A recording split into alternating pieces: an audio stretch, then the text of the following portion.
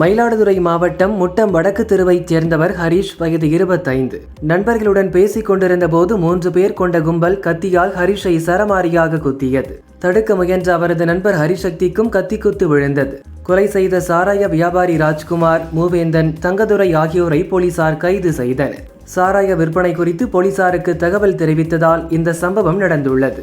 தமிழகம் முழுதுமே கள்ளச்சாராயம் ஆறாக ஓடிக்கொண்டிருக்கிறது. இன்று சாராய வியாபாரிகளால் 2 இளைஞர்கள் உயிர் போயிருக்கிறதே.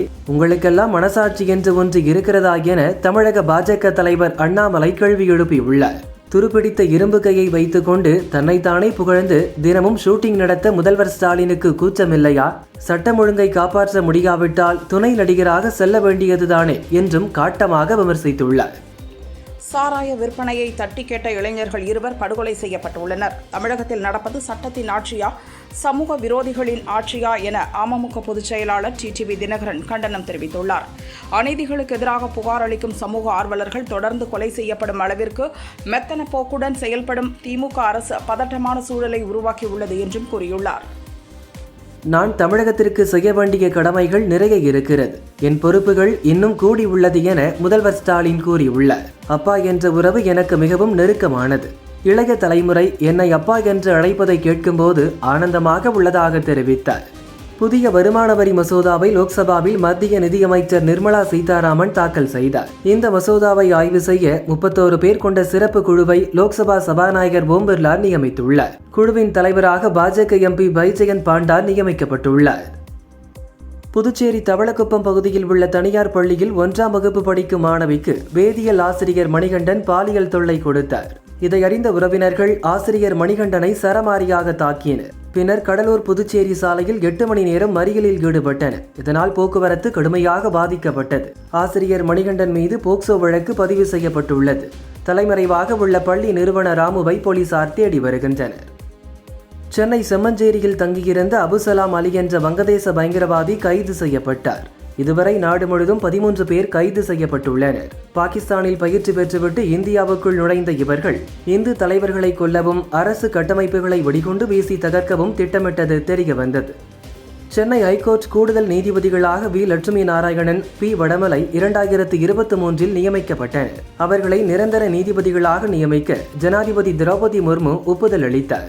இருவரும் ஹைகோர்ட் மதுரை கிளையில் வழக்குகளை விசாரிக்கின்றனர். இருவருக்கும் மதுரையில் நிரந்தர நீதிபதிகளாக தலைமை நீதிபதி KR ஸ்ரீராம் பதவி பிரமாணம் செய்து வைத்தார். மதுரை கிளையில் பதவி பிரமாணம் நடந்தது இதுவே முதல் முறை.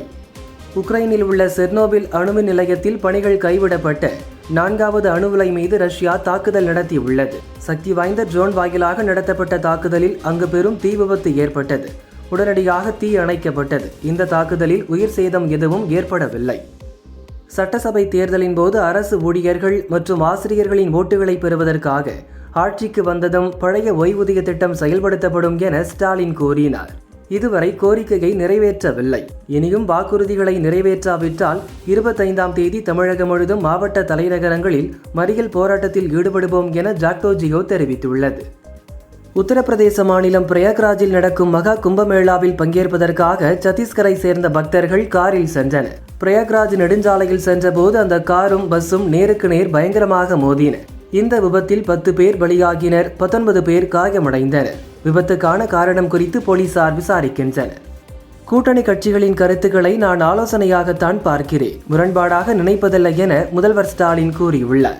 பாஜகவை எதிர்த்து வெற்றி பெறுவதில் இந்தியாவிற்கே எடுத்துக்காட்டாக இருப்பது திமுக கூட்டணிதான். கருத்து முரண்பாடுகளால் எங்கள் நட்புறவில் எந்த பாதிப்பும் இல்லை என்றும் தெரிவித்துள்ளார். ஜப்பானில் பனி புயலில் சிக்கி 1 வாரத்தில் 12 பேர் மரணமடைந்துள்ளனர். ஜப்பானில் வடக்கு மாகாணங்களான புகுஷிமா, சிமானே, யமகட்டா, டோயாமா உள்ளிட்ட இடங்களில் கடும் பனி புயல் நிலவுகிறது. நான் தமிழகத்திற்கு செய்ய வேண்டிய கடமைகள் நிறைய இருக்கிறது. என் பொறுப்புகள் இன்னும் கூடி உள்ளது என முதல்வர் ஸ்டாலின் கூறியுள்ளார். அப்பா என்ற உறவு எனக்கு மிகவும் நெருக்கமானது. இளைய தலைமுறை என்னை அப்பா என்று அழைப்பதை கேட்கும்போது ஆனந்தமாக உள்ளதாக தெரிவித்தார். கோவை வதம்பச்சேரி பகுதியில் கடும் பனிப்பொழிவு நிலவுவதால் பொதுமக்களின் இயல்பு வாழ்க்கை பாதிக்கப்பட்டுள்ளது. சாலைகளை பனி மூடியதால் வாகன ஓட்டிகள் முகப்பு விளக்குகளை எரியவிட்டு செல்கின்றனர். ரஷ்யா உக்ரைன் போரை முடிவுக்கு கொண்டுவர ரஷ்ய அதிபர் புட்டினை ட்ரம்ப் வெற்றிகரமாக சமாதானப்படுத்தினால் நல்லது என பிரான்ஸ் அதிபர் இமானுவேல் மேக்ரான் கூறினார். இந்த போரை முடிவுக்கு கொண்டுவர ட்ரம்ப் எடுக்கும் எந்தவொரு ராஜதந்திர முயற்சிகளையும் பிரான்ஸ் ஆதரிக்கும் என்றும் தெரிவித்தார். சிபிஎஸ்இ பாடத்திட்டத்தில் படிக்கும் 10ஆம் வகுப்பு மற்றும் +2 மாணவர்களுக்கான பொதுத் தேர்வுகள் இன்று துவங்கின. நாடு முழுவதும் இந்த தேர்வை 42 லட்சம் மாணவர்கள் எழுதுகின்றனர். இதற்காக 7842 தேர்வு மையங்கள் அமைக்கப்பட்டுள்ளன. 10ஆம் வகுப்பு மாணவர்களுக்கு மார்ச் 18ஆம் தேதி வரையும், +2 மாணவர்களுக்கு ஏப்ரல் 4ஆம் தேதி வரையும் தேர்வுகள் நடக்க உள்ளன. புதுச்சேரியின் 4 பிராந்தியங்களிலும் 66 மையங்களில் 12ஆம் வகுப்பு தேர்வை 5763 மாணவர்களும், 10ஆம் வகுப்பு தேர்வை 5890 மாணவர்களும் எழுதுகின்றனர். பூந்தமல்லி அருகே சாப்பிட்டதற்கு பணம் கேட்ட ஹோட்டல் உரிமையாளரை கத்தியால் வெட்டிய 3 பேர் கைதாகினர். போலீசார் நடத்திய விசாரணையில் அவர்கள் ஒரே இரவில் 3 பேரை வெட்டிவிட்டு பல்வேறு குற்ற சம்பவத்தில் ஈடுபட்டது தெரியவந்தது. கிருஷ்ணகிரி மாவட்டம் தேன்கனிக்கோட்டை அருகே குடிசாதனப்பள்ளி கிராமம் கோபால் என்பவரின் விவசாய தோட்டத்திற்குள் புகுந்த ஒற்றை யானை அங்கு ரசாயன மருந்து தெளிக்க வந்த கோபாலை துரத்தி தாக்கியது. இதில் அவருக்கு தலை மற்றும் மார்பு பகுதியில் காயம் ஏற்பட்டது. தனியார் மருத்துவமனையில் சிகிச்சைக்காக சேர்க்கப்பட்டார். தகவல் அறிந்து ஸ்பாட்டிற்கு விரைந்த தளி வனத்துறையினர் ஒற்றை யானையை பட்டாசுகளை வெடித்து வனத்திற்குள் விரட்டினர். சென்னையில் இன்று ஆபரண தங்கத்தின் விலை அதிரடியாக குறைந்தது. சவரனுக்கு 800 ரூபாய் குறைந்து 63,120 ரூபாய்க்கு விற்பனையாகிறது. 1 கிராம் 7,890 ரூபாய்க்கு விற்கப்படுகிறது. வெள்ளி விலையில் மாற்றமின்றி 1 கிராம் 108 ரூபாய்க்கு விற்பனை செய்யப்படுகிறது. புதிய வருமான வரி மசோதாவை லோக்சபாவில் மத்திய நிதியமைச்சர் நிர்மலா சீதாராமன் தாக்கல் செய்தார். இந்த மசோதாவை ஆய்வு செய்ய 31 பேர் கொண்ட சிறப்பு குழுவை லோக்சபா சபாநாயகர் ஓம் பிர்லா நியமித்துள்ளார். குழுவின் தலைவராக பாஜக எம்பி பைஜெயந்த் பாண்டா நியமிக்கப்பட்டுள்ளார். அமெரிக்காவிலிருந்து விமானம் மூலம் இன்று 119 இந்தியர்கள் திருப்பி அனுப்பப்பட்டனர். அவர்கள் கண்ணியத்துடன் நடத்தப்பட்டார்களா, கைகளில் விலங்கு போடப்பட்டதா, கால்களில் கயிறால் பிணைக்கப்பட்டதா என முன்னாள் மத்திய அமைச்சர் ப. சிதம்பரம் கேள்வி எழுப்பியுள்ளார். இந்தியர்கள் கண்ணியத்துடன் நடத்தப்பட வேண்டும் என்பதே இந்தியர்களின் விருப்பம் எனவும் தெரிவித்தார்.